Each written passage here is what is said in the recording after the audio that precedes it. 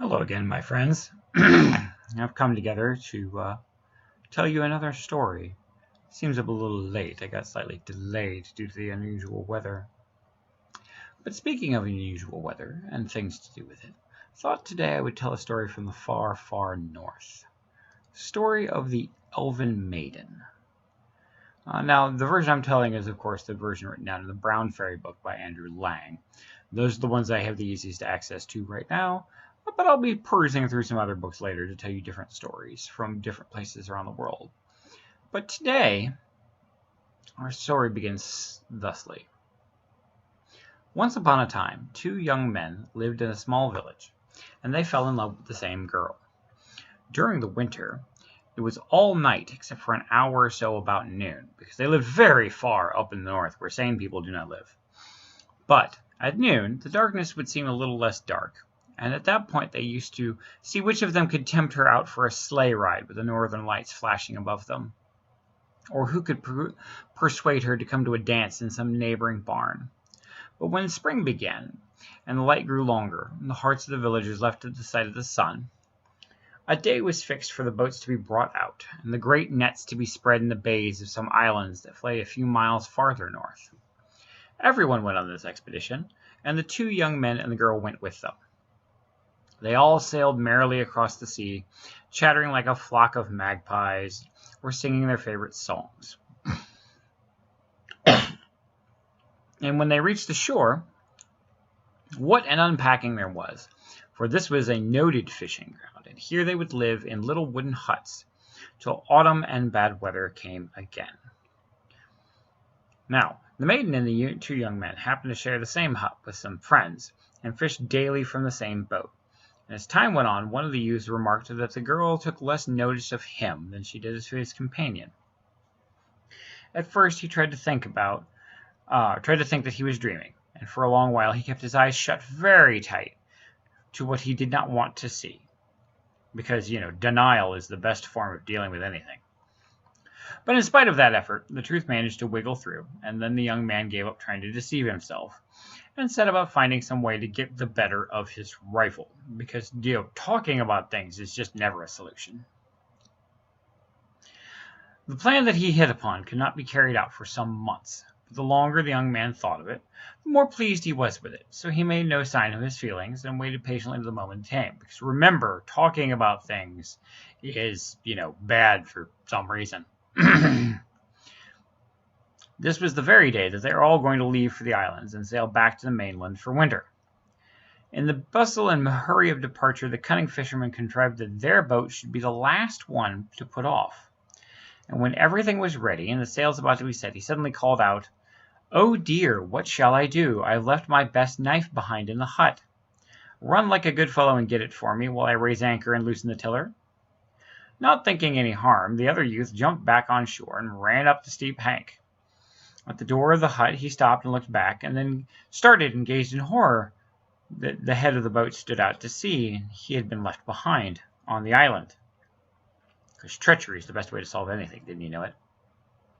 Yes, there was no doubt about it. He was quite alone, and he had nothing to help him except the knife which his comrade had purposely dropped on the ledge of the window. For some minutes he was too stunned by the treachery of his friend to think about anything at all, but after a while he shook himself awake, and determined that he would manage to keep alive somehow, if only to get revenge, because, spite, great motivator, keeps you warm, all that fun stuff.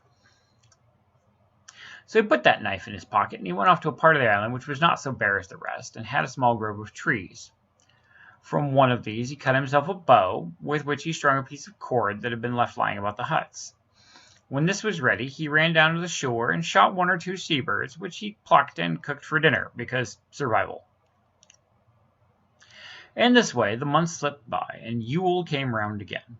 The evening before, the youth went down to the rocks and into the copse of woods, collecting all the driftwood the sea had washed up or a gale had blown down. He piled it up in a great stack outside his door, so he might not have to fetch any at all the next day. As soon as his task was done, he paused and looked out towards the mainland, thinking of Yule last year and the merry dance that they had all had. The night was still and cold, and by the help of the northern lights he could almost see across the opposite coast, when suddenly he noticed a boat, which seemed to be steering straight for the island. At first he could hardly stand for joy. The chance of speaking to another man was so delightful. But as the boat drew near, there was something, he could not tell what, that was different from the boats which he had been used to his whole life. And when it touched the shore, he saw that the people that had filled it were beings of a world other than ours. And he stepped hastily behind the woodstack, waiting for what would happen next. The strange folk, one by one, leapt onto the rocks, each bearing a load of something that they wanted. Among the women he remarked 2 young girls, more beautiful and better dressed than any of the rest, carrying between them 2 great baskets full of provisions. The young man cautiously peeped out to see what all this crowd could be doing inside his tiny hut, but in a moment he drew back again, as the girls returned and looked about as if they wanted to find out what sort of place the island was. Their sharp eyes soon discovered the form of a man crouching behind the bundles of sticks, and at first they felt a little frightened and started as if they would run away. But the youth remained so still that they took courage and laughed gaily to each other. "What a strange creature! Let us try and see what he is made of," said one, and she stooped down to give him a pinch. Now the young man had a pin sticking in the sleeve of his jacket, and the moment the girl's hand touched it, she pricked it so sharply that the blood came out. And she screamed so loudly that all the people ran out of all their huts to see what was the matter.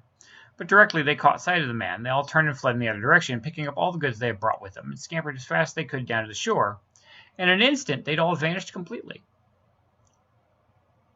In their hurry, however, they'd forgotten 2 things: a bundle of keys which lay on the table, and the girl who pricked her finger and now stood pale and helpless beside the woodstack.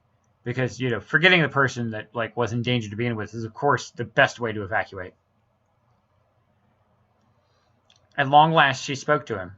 "You will have to make me your wife, for you have drawn my blood, and I belong to you," because that makes so much sense, and, obviously is the best choice in the given situation. "Why not? I am quite willing," answered he, "but how do you suppose we can manage to live till summer comes round?" "Do not be anxious about that," said the girl. "If you will only marry me, all will be well. I am very rich, and all my family are also rich." Apparently, the ones that did not flee into the ocean. Then the young man gave her his promise to make her his wife, and the girl fulfilled her part of the bargain, and the food was plentiful on the island all through the long winter months, though he never knew how it got there. And by and by it was spring once more, and time for the fisher folk to sail from the mainland. "Where are we to go now?" asked the girl one day, when the sun seemed brighter and the wind softer. "I do not care where I go," answered the young man. "What do you think?" Because, apathy.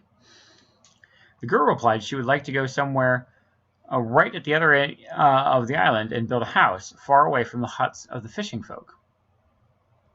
And he consented, and that very day they went off in search of a sheltered spot on the banks of the stream, so that it would be easy to get water. In a tiny bay on the opposite side of the island they found the very thing, which seemed to have been made on purpose for them, and they were tired with their long walk, so they laid themselves down on a bank of moss among some birch trees, and prepared to have a good rest, so as to be fresh for work the next day. But before they went to sleep, the girl turned to her husband and said, "If in your dreams you fancy that you hear strange noises, be sure you do not stir or get up to see what it is." "Oh, it is not likely we shall hear any noises in such a quiet place," answered he, and fell asleep. Suddenly he was awakened by a great clatter, as if all the workmen of the world were sawing and hammering and building very close to him. He was just about to spring up and see what was going on, when he remembered his wife's words, and lay still. But the time till morning seemed very long, and in the first ray of sun they both rose, and pushed aside the branches of the birch trees. And there in the spot they'd picked stood a beautiful house, doors and windows and everything all complete, because magic. "Now you must fix a spot for your cow stalls," said the girl. And when they had breakfast of wild cherries,